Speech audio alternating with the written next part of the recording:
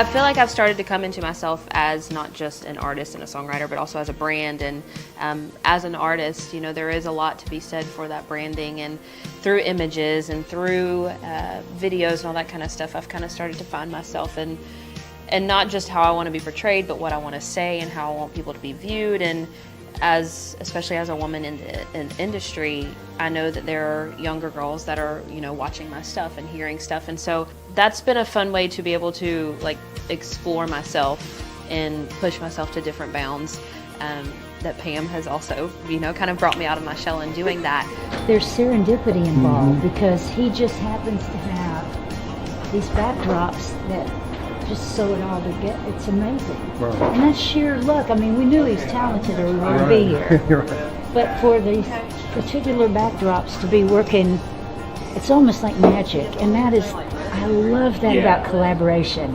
Well, I love when the magic and the plan come together. I'm a 90s kid, and so I grew up watching Pam old CMT, like as a little kid, sitting in front of the TV with my Cheerios.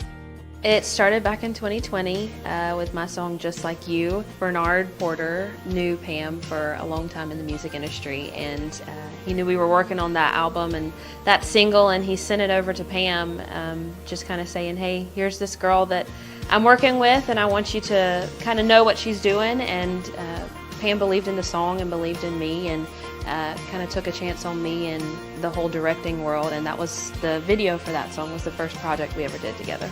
She comes from kind of a small town background in North Carolina, and to come to Nashville and get a, you know, I've tried to share what I've learned from great stylists and makeup artists and art directors and photographers over a 30-year career. And so I've kind of shown Paige to Paige through that lens of experience. So when I get to work with artists like Paige, who is very flexible and is very creative, she allows me that same art. It's like a blank canvas. They let me play with the looks, they let me get creative. Pretty good team. Wow, that's so pretty. I will say this last shoot, it's just to see how beautiful she just glowed for the camera, and you could tell how much she's grown in confidence. It's taught me so much. I mean, I know that Pam is one of the longest running icons in country music, and as a female, and kind of paving the way in doing that, but also being able to teach me, you know, the things that worked for her and the things that didn't work for her, and having her eye on these things, and, you know, knowing what has worked for her and being able to try and copy and paste that into my life in a modern and new way has really been a blessing for me. This is like Paige King Johnson as you've never seen her before.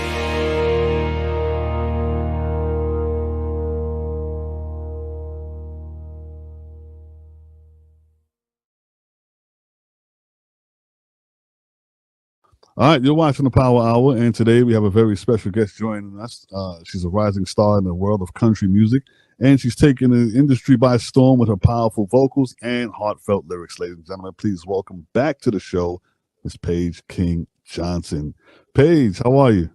I'm good. You make me sound a lot cooler than I actually am, and I appreciate that. Well, you are cool. You absolutely are cool, and you've been working like crazy. I have been. This past year, I always tell people that in the entertainment industry, you can usually count on the end of December and January and half of February to be kind of chill. This year it was not. So it was just like powered straight through from last year all the way through this year, which I'm very grateful for, and I'm so blessed. But it's been a lot. I've been watching and I've been watching you grow. We're going to talk about that in just a second. But I love the new song. I Thank God. Thank you. It's title. For people who may not have heard it, tell them what the song is about and the inspiration behind it. Yeah, well, I wrote this song with a dear friend of mine, Mike Asterkin, that I've been writing with in Nashville for over 5 years. And we wrote it in July of 2022. And he brought the song idea to me, knowing that I'm a person of faith and knowing that that's really important to me. And really, honestly, we wrote the song in about 90 minutes, and it was really just kind of like a prayer of thanksgiving more than anything that we wrote down on paper, just thinking that it was going to be for us. And um, I kind of held it close to my chest for a little while, and then I kind of started playing it out. And um, I found that it was the song that would bring people up to me at the end of the night, and they would say, "That song about God, can I stream that song? Can I listen to it anywhere?" And that after I heard that a couple dozen times, I was like, okay, maybe this song was meant to be, for the masses instead of just for us. And so we took it into the studio and brought it to life so much, and tried to take people to church a little bit with it as well too. And um, I fall in love with that song more and more every time I play it, because of the people that it introduces me to, and the conversations that we can have about faith, and all the things surrounding that. And it's just a really beautiful way to be able to kind of, make new friends and new family in the kingdom.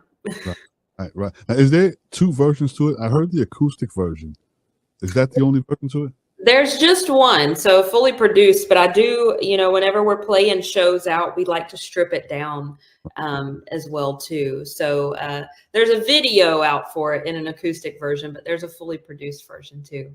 Nice. And I love the visual. I love the Yeah. visual sitting Yeah. there. Yeah, I love it. Love it. Now, like I said, it's been a while since you've been on the show, and I've been watching you grow professionally, as well as physically. Tell us about your journey in the music industry so far. What is your most memorable moments so far? Oh, Enjoyable, I should say. there's a lot. I mean, first and foremost, I love my job because I love people, and I love being able to meet new people and get in front of new people. And so, thankfully, I've had a lot of amazing opportunities to be on some bigger stages over the last couple of years, and to be able to share the stage with larger artists. And I'm always so grateful for those opportunities, for big touring acts to be willing to share their stage with me and trust me, with their audiences. And so, we've gotten to open up for, most recently, Clint Black, and also Diamond Rio a couple of times last year, and Oliver Anthony, who broke the internet, and Randy Hauser, and a lot of other people, which has just been so cool to kind of see those, answered prayers start coming through. And on the other side, on the songwriting stuff, I've started writing some of my favorite songs that I've ever written, which I'm just so grateful for those ideas and those rooms to be opened up for me to get into. And that's kind of what this guy is above me.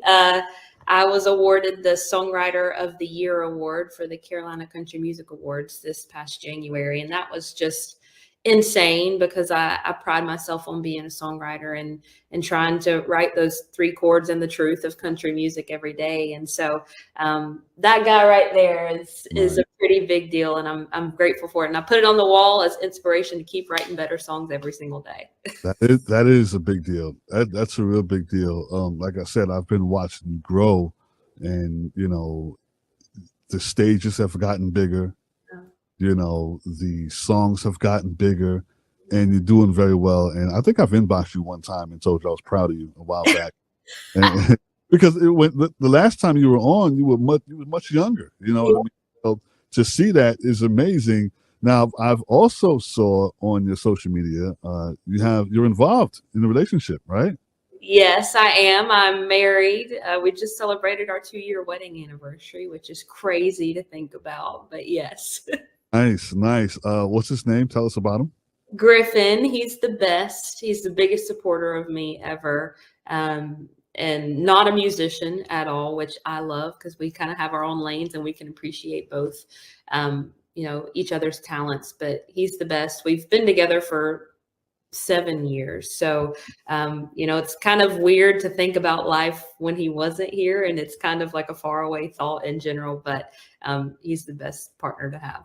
Nice. Well, shout out to Griffin. Big shout out to him. And what is his thoughts on you being in the music industry and you're away so much on the road? Does he travel with you?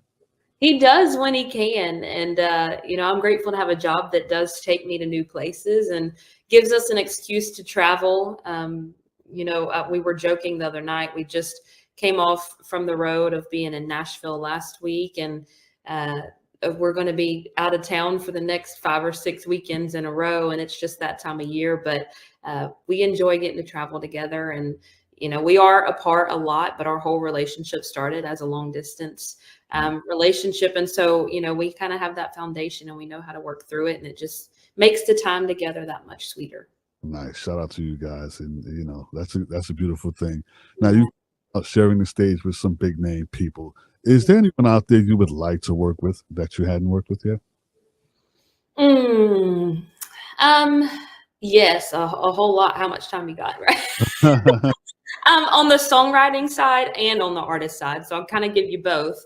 On the songwriting side, some of my heroes in songwriting are people like Lori McKenna and Nicole Gallion. And there's just a lot of powerhouse female songwriters in Nashville that are cranking out some of the best songs, and the most meaningful songs, I think. So I would love to be able to work with them one day.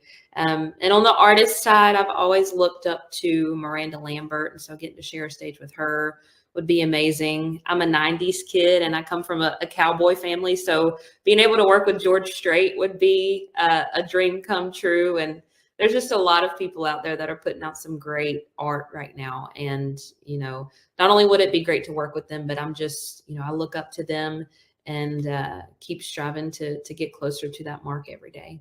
Right. Well, shout out to you. I mean, the sky's the limit for you. Hey, my dad used to always say, if you don't knock on the door, it ain't going to open for you. Smart guy. Now, what do you think about Beyonce coming over to country music? Would you work with her? I think that would be a beautiful blend of voices between you. Oh, yeah. Heck yeah. I mean, Beyonce, I grew up on Beyonce. And I think it's so cool for her to kind of start crossing these genres a little bit. And, people are going to have things to say, even if she sang the ABCs. Honestly, everybody has an opinion about everything these days. But I think it's really cool that she's kind of, uncovering that her whole childhood and being raised in Texas and all the things. I think that's really cool. Yeah. You know what?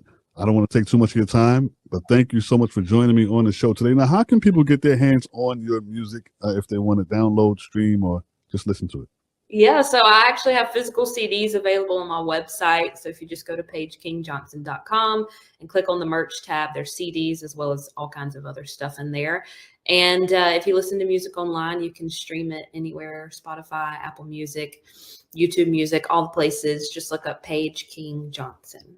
Paige King Johnson. Look, I'm feeling a little country, so I love it. Ladies and gentlemen, Paige King Johnson right here on the Power Hour.